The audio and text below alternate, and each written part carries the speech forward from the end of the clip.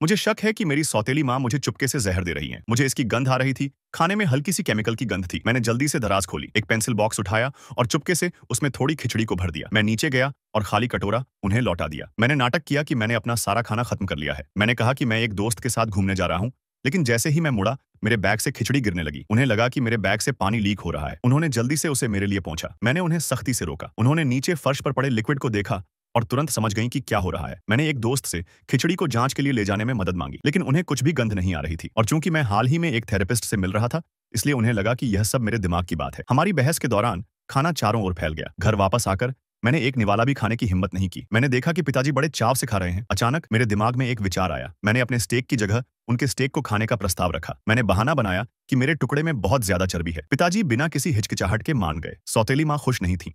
उनकी आपत्तियां सुनकर मुझे अपने शक पर और भी यकीन हो गया। मैंने अपना स्टेक वापस लिया और खड़ा हो गया। रसोई की ओर चलते हुए मैंने स्टेक को थैलों में भरा। वहां सौतेली माँ के जहर देने के सबूत थे। चिल्लाते हुए पिताजी ने मुझे रोकने की कोशिश की, लेकिन मैंने रसोई का चाकू उठा लिया और सबको रुकने की चेतावनी दी। सौतेली माँ ने जल्दी से पुलिस को फोन कर दिया।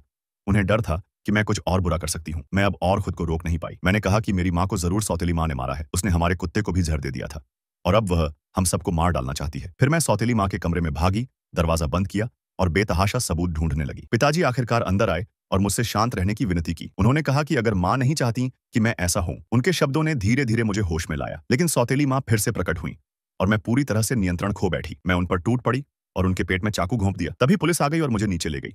मुझे जेल में बंद कर दिया गया। पिताजी ने सबसे अच्छा वकील ढूंढ निकाला जो उन्हें मिल सका, लेकिन मुझे अब भी लगता है कि मेरा शक सच था, क्योंकि उससे पहले माँ गंभीर रूप से बीमार थी और सौतेली माँ उनकी नर्स थी। लेकिन माँ कभी ठीक नहीं हुई। उनकी हालत और बिगड़ती गई, उम्मीद से कहीं ज्यादा तेजी से। मुझे शक था कि देखभाल करने वाली ने चीजों के साथ छेड़छाड़ की है। जब भी मैं उनके हाथ का बना खाना खाता, मेरे पेट में दर्द होने लगता। पिताजी मुझे जांच के लिए ले गए। डॉक्टरों ने कहा कि कुछ भी गड़बड़ नहीं है, लेकिन जहर की एक छोटी सी खुराक भी ये लक्षण पैदा कर सकती है। सब कुछ सुनने के बाद वकील ने मुझे मानसिक जांच करवाने की सलाह दी। अगर सिजोफ्रेनिया का पता चलता है तो मैं जेल जाने से बच सकता हूँ, ताकि मेरे परिवार को कोई नुकसान न पहुंचे। मैं मानसिक जांच के लिए राजी हो गया। नतीजों ने पुष्टि कर दी, मुझे सिजोफ्रेनिया था।